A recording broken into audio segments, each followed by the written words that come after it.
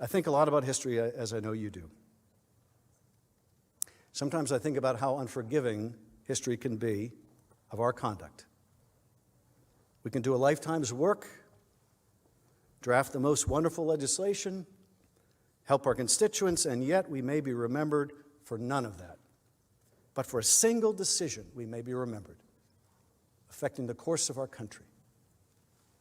I believe this may be one of those moments, a moment we never thought we would see, a moment when our democracy was gravely threatened, and not from without, but from within. Russia, too, has a constitution.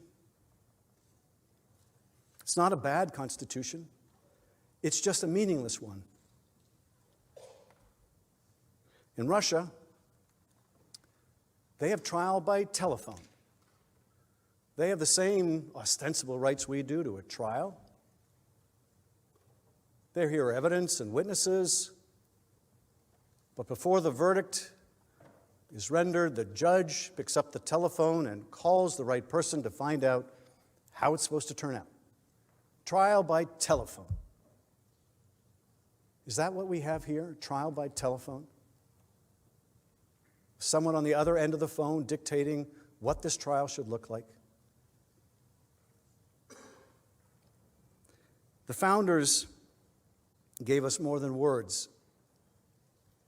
They gave us inspiration.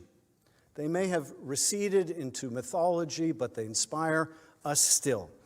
And more than us, they inspire the rest of the world. They inspire the rest of the world.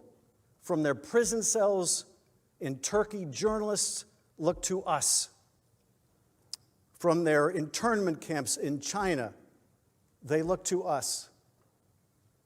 From their cells in Egypt, those who gathered in Tahrir Square for a better life look to us. From the Philippines, those that were the victims and their families of mass extrajudicial killing, they look to us. From Elgin Prison, they look to us. From all over the world, they look to us. And increasingly, they don't recognize what they see.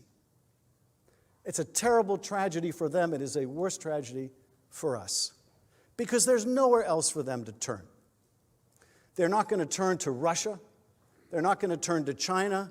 They're not going to turn to Europe with all of its problems. They look to us because we are still the indispensable nation. They look to us because we have a rule of law. They look to us because no one is above that law. And one of the things that separates us from those people in Elgin Prison is the right to a trial. It's a right to a trial. Americans get a fair trial. And so I ask you, I implore you, give America a fair trial. Give America a fair trial. She's worth it. Thank you.